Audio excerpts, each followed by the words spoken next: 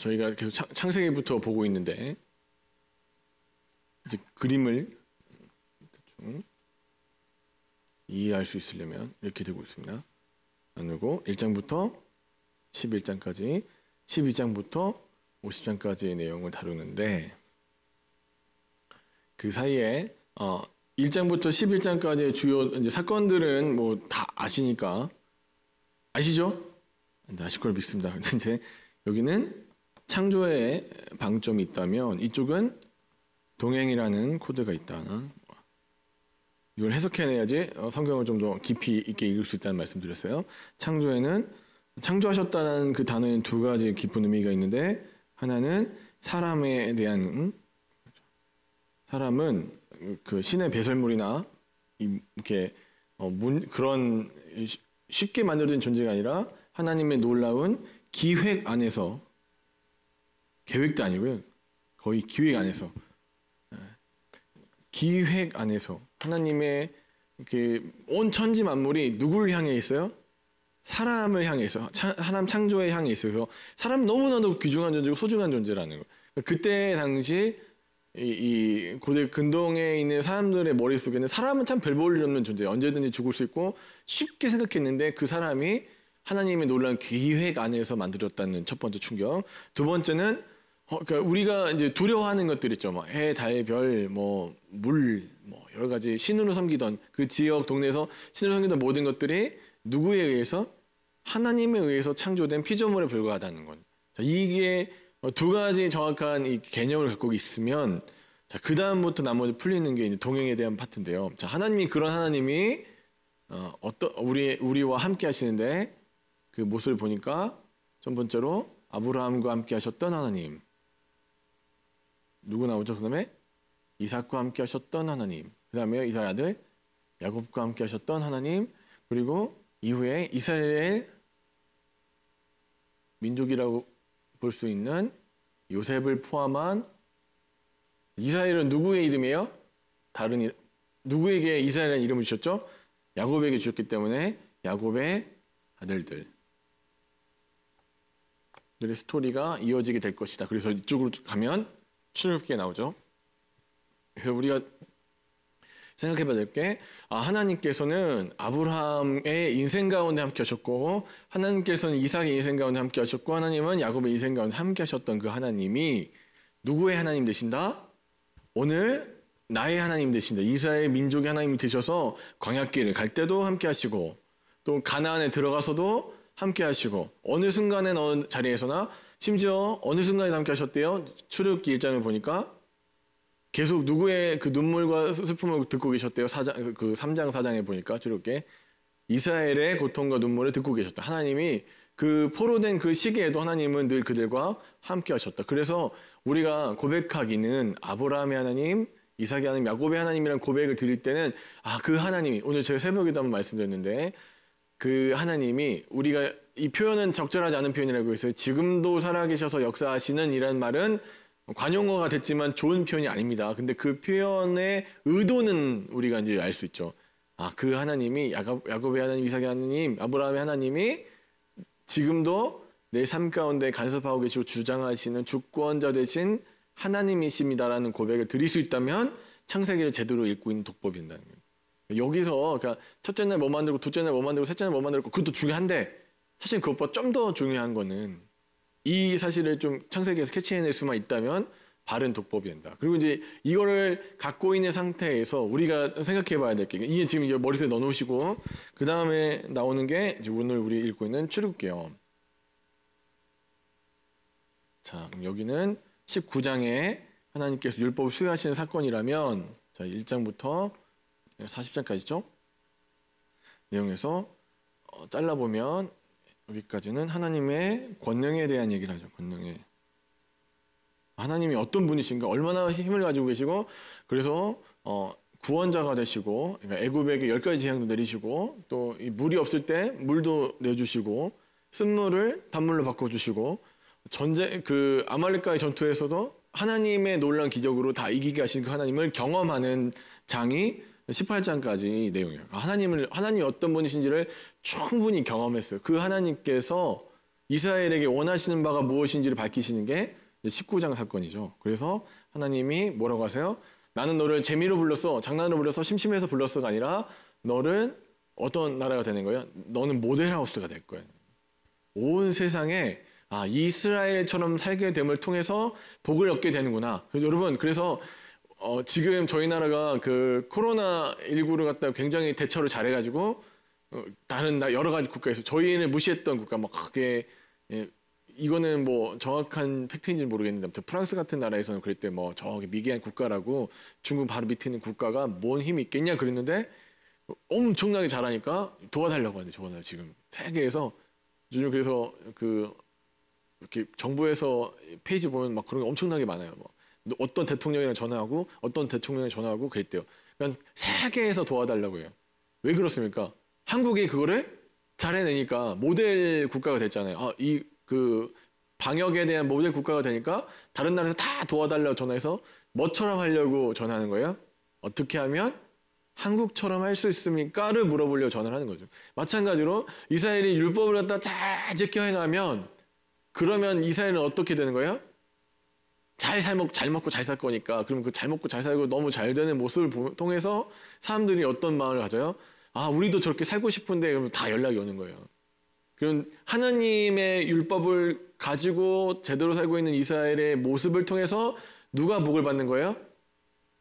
첫 번째는 이스라엘 자체가 복을 받아요. 민족이 복을 받고 두 번째는 그 민족을 통해 흘러간 복을 함께 누리는 다른 열방이 복을 얻게 될 것이다. 이게 하나님의 계획이에요. 그러니까 하나님 여러분, 그러니까 처음 시작부터 율법을 갖고 있고 하나님의 언약을 갖고 있는 사람들은 나 혼자 잘 먹고 잘 살 수 있다 없다? 없다. 설계 자체가 불가능한 설계. 하나님은 설계를 어떻게 만들어 오셨냐? 율법을 갖고 있는 사람은 100%그 율법을 가지고, 그러니까 하나님의 언약을 가지고 많은 사람에게 복을 전달하는 전달자가 되어야 된다. 그런데 그 복의 실체가 무엇인가는 나중에 신약 성경에서 여기는 지금 가려져 있는데 복의 실체가 드러나게 되는데 그게 뭐예요? 십자가와 부활이라는 예수 그리스도의 복이 누구를 통해서요? 다시 하나님의 언약 백성된 교회를 통해서 이 땅 가운데 흘러 넘치게 되시는 거예요. 여러분, 그래서 우리는 잘 살아야 될 이유가 있습니다. 건강하게 살아야 될 이유가 있습니다. 행복하게 살아야 될 이유가 거기 있는 거예요. 왜 그러냐? 여러분, 왜 돈 왜 필요하세요? 그러니까 하나님한테 기도하실 때 꼭 그렇게 하세요. 이렇게 어설프게 이렇게 하잖아요. 하나님 저 잘 먹고요, 저만 잘 살고요. 하나님 그 돈 주시겠어요? 어떻게 하면 됩니까? 민족과 열방과 세계를 위해서 저에게 40억만 주시면 쓰겠습니다. 그러면 주신다니까요. 주실 줄 믿습니다. 할렐루야. 아멘 소리 되게 크게 나옵니다. 왜 필요한지, 그러니까 그래서 이스라엘 백성들, 아브라함에게 그냥 뭐 막연하게 아들 줄 테니까 꼬셔갖고 나온 게 아니라 18장 19절에, 창세기 18장 19절에 뭐 뭡니까? 공의와 공덕을 행하게 하려고 너를 갖다 불렀어. 그러기 위해서 네가 그 일을 행하려면 너는 늙어서 죽을 거니까 그 다음에 뭐가 필요해요? 너의 자손이 필요한 거고, 그 다음에 네가 그 일을 행하기 위해서는 재산도 필요하니까 뭘 준대요? 땅도 줄 거야 하래. 이 일을 성취하기 위해서 네가 필요한 것들을 다 일용할 것들을 너에게 채워 주실 거라는 약속을 하죠. 그 약속이 이행되고 있는 게 이제 오늘 이 말씀들이에요. 그래서 하나님의 권능을 직접적으로 체험합니다. 우리 지금 보고 있는데, 그리고 나서 하나님이 약속을 주시고 그 약속 내가 줄 테니까 너 이거 무조건 지켜. 법은 이거니까 무조건 따라 행해야 돼. 안 그러면 죽어. 해가지고 하나님 한 발짝 멀리 물러서서 어떻게 하는지 지켜보다가 내가 너 실패할 줄 알아서 하고 회초리 들고 때리시는 게 아니라 나머지 19장부터 이후에는 뭔 내용이에요? 역시 하나님이 고와 같이 너희를 내버려 두지 아니하시고 어떻게 하신대요? 동행하신다는 거예요. 성막이라는 것을 통해서 하나님이 동행해 주신다는, 하나님의 임재를 다시 한번 사람들에게 상기시켜 주는. 출애굽기 내용은 머릿속에 이렇게 놓으십니다. 근데 이제 오늘 중요한 포인트가 있습니다. 여러분, 오늘 설교 굉장히 짧아요. 행복하시죠? 이걸 좀 생각해 봐야 돼요. 하나님은요, 어떤 사람을 부르실까요? 하나님 구원하시기 위해서 어떤 사람을 부르실까요?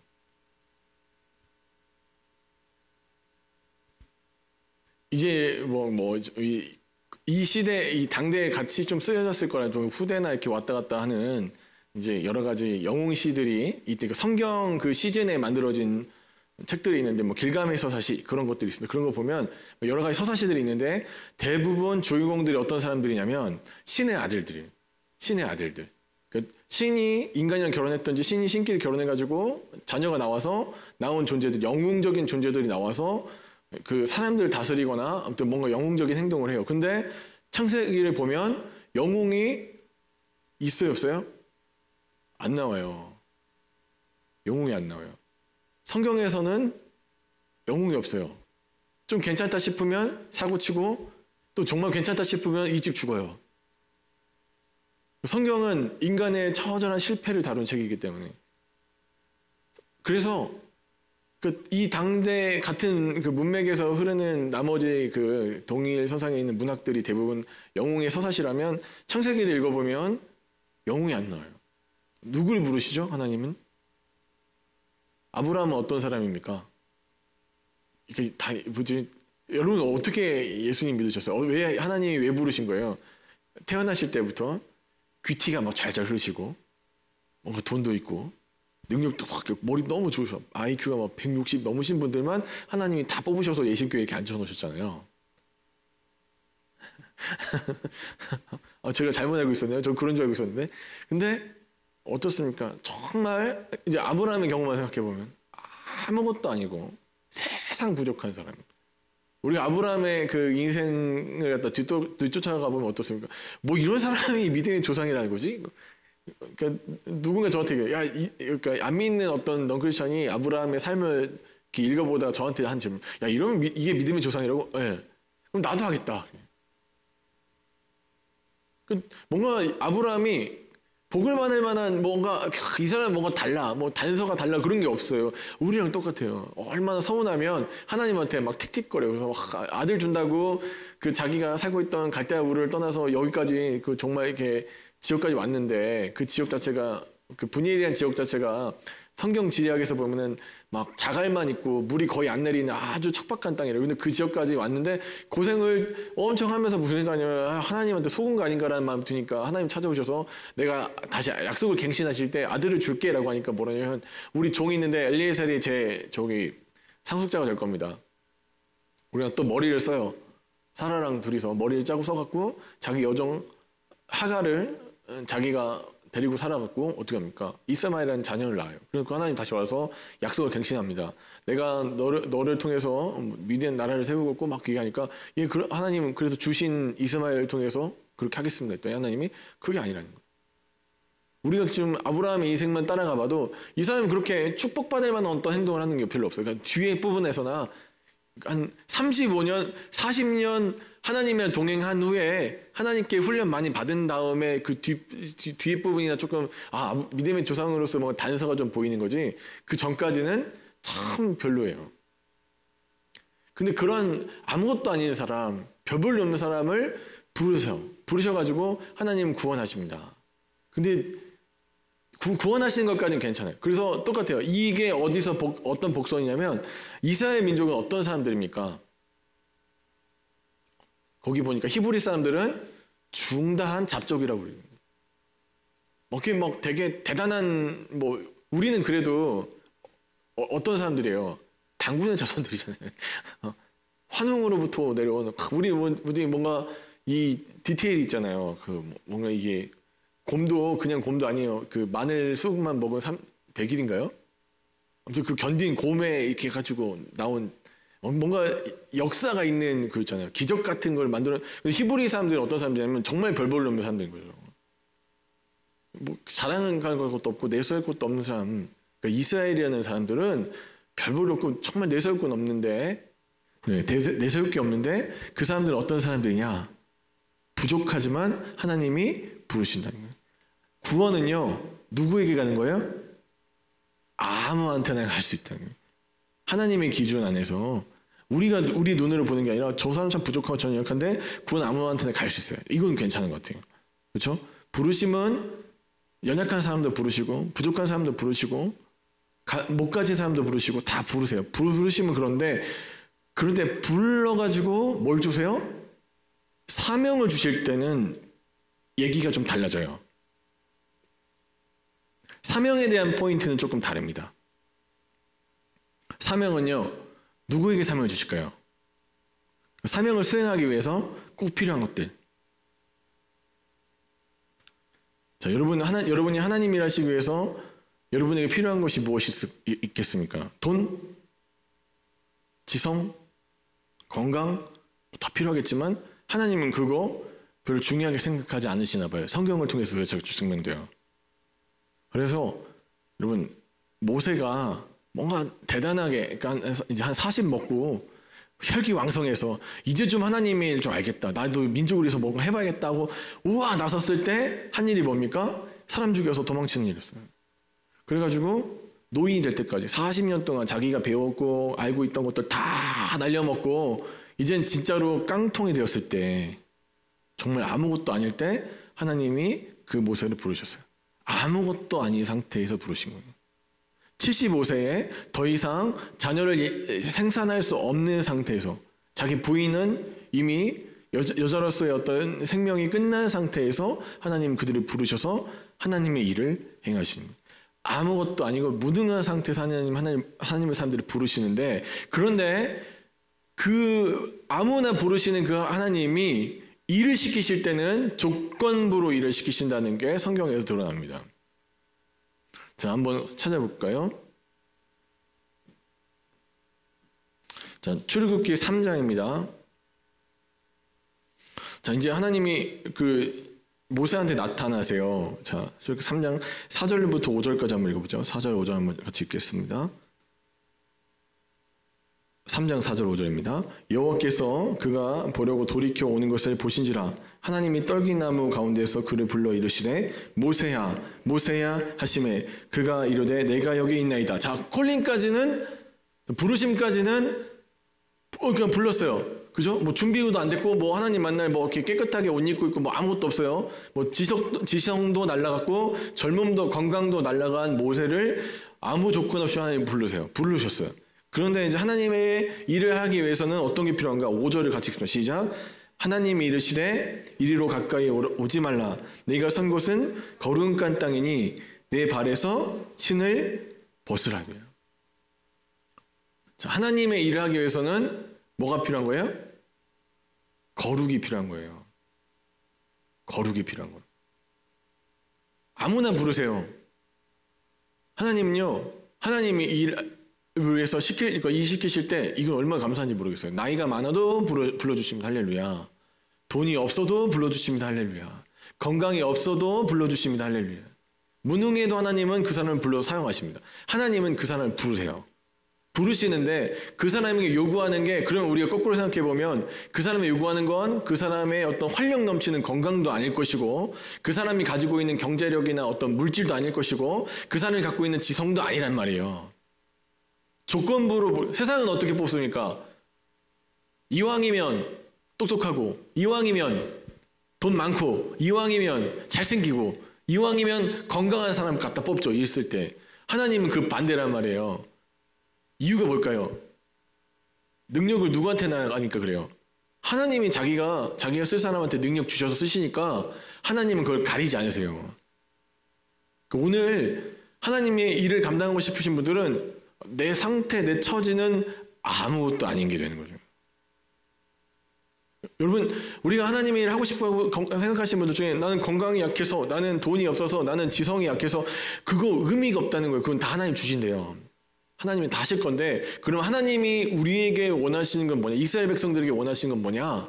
그 똑똑하지도 않고 무식하고 정말로 가진 것도 없고 저 촌스러운 이스라엘 백성들에게 하나님께서 원하시는 건 뭐냐 봤더니 발에 신을 벗으라고요. 그래서 레위기에서 하나님이 이스라엘 백성들에게 요구하시는 건 단 하나밖에 없어요. 어떻게 해요? 내가 거룩하니 너희도 거룩하라. 그럼 자, 거룩이라는 말을 갖다가 이제 설명해드리고, 자, 거룩은 구별됐다 했다. 구별. 무엇으로? 하나님의 것으로 구별되었다.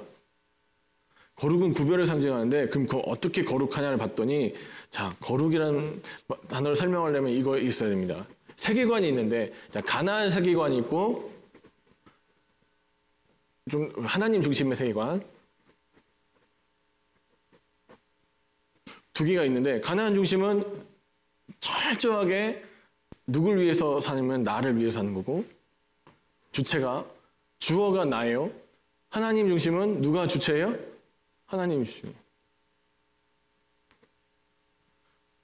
말곰이라는 가나안 신이 있어요. 그 가나안 신 섬기는 방법은 그 구리를 갖다 뜨겁게 양쪽에서 달궈갖고 구리 기둥 갖다 쇠를 갖다 막 뜨겁게 달궈놓고는 그 사이에 자기의 자녀가 지나가게 만드는 거예요. 자녀가 어떻게 돼요?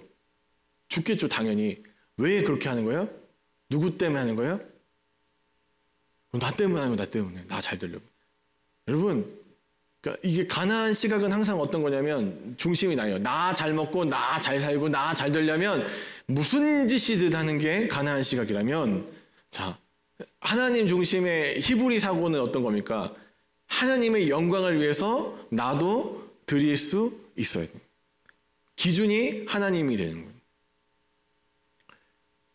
이걸 다시 그러니까 설명하는 게 뭐냐면 자 이래서 이세 백성들에게 원하시는 거는 가나안 시각 갖지 말고 가나안 시각에 속지 말고 가나안 시각에 물들지 말고 어떻게 하래요? 하나님 시각 따라가라는 얘기가 이 모세오경에서 하나님이 하시고 싶은 얘기. 그래서 하나님이 혹여라도 이스라엘이 오염될까봐 어떻게 하십니까?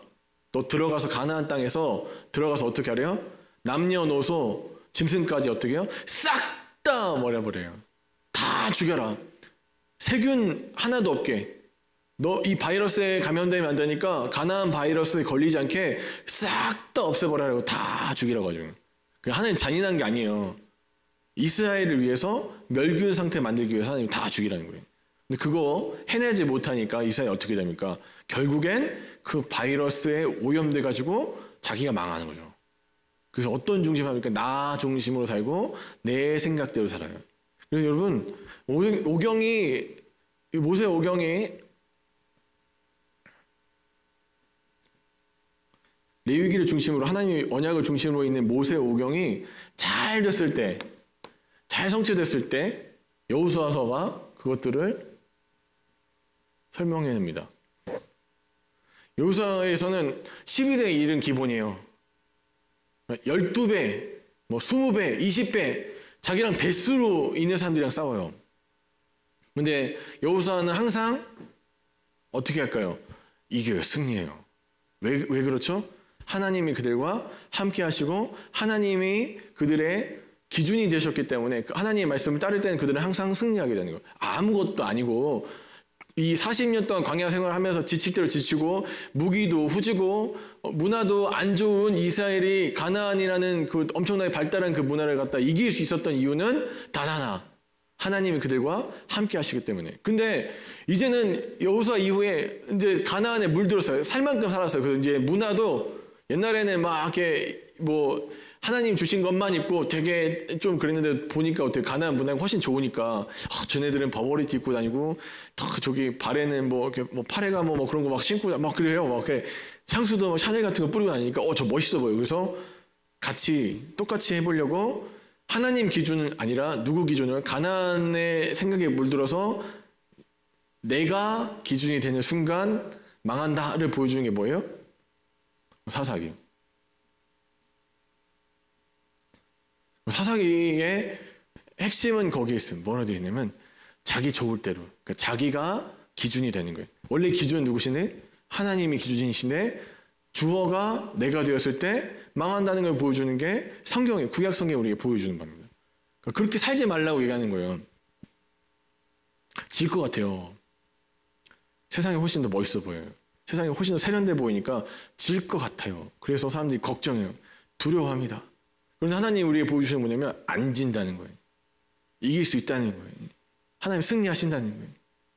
우리가 생각하지도 못하는 방법으로 십자가 그거 죄인들 형틀이잖아요. 가장 치욕스럽게 죽는 십자가에 왜 매달아 놓습니까? 땅이 혹시라도 그 사람 저주받은 사람들 때문에 오염될까봐 땅에 묻어주지도 않는 거예요. 땅이 오염될까봐 나무에다 달아서 올려놓는 거예요. 이 더러운 죄인 때문에 땅에 오염되는 걸 방지하기 위해서. 그런데 하나님이 어떻게 하십니까? 그것들을 통해서 예수 그리스도를 통해서 승리를 만들어내신 게 하나님의 방법이죠. 우리는 그 방법을 상상해낼 수 없는 거예요. 하나님이 원하시는 건 우리의 능력, 여러분 가지고 계신 물질, 재능이 아니라 그건 하나님 주실 수 있는 거니까 하나님 원하시는 건 뭐예요? 거룩이요. 구별된 거. 구별된 건 뭐라고 했어요? 가나안적 시각이 아니라 하나님 말씀이 중심이 되어 있는. 그래서 잠언에서 그렇게 말씀합니다. 무릇 지킬 만한 것들 중에 네 마음을 지키라 그랬어요. 근데 그 마음이 뭐 그 잠언장 제가 한번 설명드린 적 있는데 마음이 중요해서 지키는 게 아니라 그 마음에 뭘 담으라 그 앞절에 뭘 되냐면 하나님의 말씀이 네 마음에 있대요. 그 마음을 왜 지켜야 되는 거예요? 말씀을 지켜내기 위해서 지키는 거예요. 자, 은행이 중요한 게 아니라 돈이 중요한데 그 은행을 잘 지키는 이유는 왜 지키는 거예요? 돈을 지키려고 하는 거죠. 똑같은 의미로 우리가 우리의 마음을 잘 지켜내는 방법은 이 안에 계신 하나님의 말씀을 잘 지켜내는 거예요. 그래서 여호수아 1장에 우리가 그렇게 사랑하게 맞이하는 말씀이 거기 있죠. 뭐라고 했어요? 좌로나 우로나 치우치지 말래. 근데 이거 하려면 너 어떻게 해야 돼요? 강하고 담대하게 어떤 걸 행해야 돼요? 말씀을 주를 묵상하면서 그 말씀을 따라가야 된다. 말씀이 중심돼요. 근데 그 말씀에서 벗어났을 때 처절하게 망한다는 거. 그래서 여러분 하나님이 그 모세를 쓰시려고 몇 년 준비하신 줄 아세요? 80년 준비했잖아요. 하나님도 80년 인내하고 기다리셨단 말이에요. 80년 기다리셨는데 하나님이 이 모세가 준비가 안 돼 있으니까 어떻게 합니까? 이제 이게 좀 잘 생각해 봐야 되는 게 이런 게 있습니다. 모세가 그러니까 혈혈 단신으로 그 미디안 땅에 갔잖아요. 거의 그렇게 보는데 가가지고 뭐 그 미디안 여자 이제 그 제사장의 딸을 갖다가 시보라를 자기 아내를 맞았어요. 맞아갖고 첫째는 아들 둘 낳았는데 첫째 아들은 이렇게 잘 넘어갔어요. 그러니까 할례도 하고 그러니까 하나님 법대로 원래 그 모세 자체가 어릴 때 자기 엄마 손에 생모 손에 컸기 때문에 이스라엘 그 법도를 잘 알죠. 하나님의 율법을 잘 알기 때문에 할례를 행했어요. 그런데 둘째 아들은 아무래도 시보라가 반대했나 봐요. 그 고통의 무게가 크니까. 왜 자녀들 여러분 자녀 몸에다가 그렇게 대단한 좀 자녀 좀 사랑하면 자녀가 살점을 베어내야 되는 그냥 일반적인 것도 아니라 돌칼로 살점을 잘라내는 그 일을 갖다가 하려고 하는 엄마들은 기분이 어떨까요? 과감하게 자릅니까? 조금 마음이 어려움 있죠. 자녀가 아플까봐 걱정이 되잖아요. 그러니까 좀 반대했나 봐요. 둘째는 안 돼. 시보라가. 그 하나님이 80년 준비하셨던 이 모세가 거룩하지 않으니까 구별되어 있는 삶을 못 사니까 어떻게 해요? 죽여버리려고 해요. 그러니까 이 지금 왜 죽이려고 하는지를 시보라가 정확하게 캐치하고 바로 행동을 옮기는데 어떻게 합니까? 둘째 아들 이제 할례를 행해갖고는 던지는 거예요. 발을 던지면서 뭐라고 하냐면 제가 졌습니다라는 게 피난편이라는 얘기예요. 항복 하나님한테 하는 얘기예요. 내가 졌어요. 그래요 하나님 내가 졌습니다. 하나님 원하시는 게 거룩이라면 순종하겠습니다. 굴복하겠습니다가 어머니 얘기입니다. 굴복하면서 이 어투가 지금 굉장히 화가 나 있는 어투거든요. 내 피난편으로 서 있다. 그래요 당신이 이겼어요 라는 표현이에요.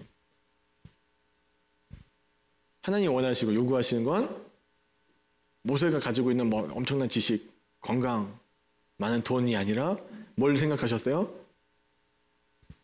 하나님 기준에 원하시는 구별, 거룩이라는 거. 여러분 오늘도 하나님 일을 우리에게 주셨고 우리에게 그걸 감당하라고 하셨습니다. 그렇다면 우리가 행할 일은 뭐냐면 이스라엘 시각을 그러니까 히브리 시각 가지고 말씀 중심적인 시각 가지고 내가 내 잣대가 되는 것이 아니라 하나님의 말씀이 내 기준이 되기 위해서 살아가는 거예요. 하나님의 말씀을 기준으로 살아가는 삶을 사는 거. 내가 기준이 아니라 내 생각과 내 뜻대로 행하는 것이 아니라 하나님의 생각과 하나님의 뜻을 따라서 행하는 것. 그것이 거룩이고 그것이 특별한 구별된 것을 기억하시기 바랍니다. 세상은요 다 자기 중심으로 살아갑니다. 심지어 교회 안에 있는 사람들 중에도 예수를 섬긴다고 하면서도 자기 자신이 기준, 여전히 자기를 내려놓지 못하고 내가 원하는 대로 내 뜻대로 살기 위해서 하나님을 이용해 보려고 계속 도전해요. 하나님 근데 그 도전에 굴복하지 않으세요. 지지 않으세요. 그럼 사랑하는 여러분, 현명하고 지혜로운 여러분께서는 하나님께서 우리를 부르셨을 때 혹시 우리에게 어떤 일들을 맡기시기 원하신다는 그 삶의 고백이 있으시다면 사랑하는 여러분, 하나님 앞에 거룩한 삶으로 응답하시길 주님 간절히 축원합니다. 그런 삶을 사시는 저 여러분 되시길 주의 이름으로 간절히 축원합니다.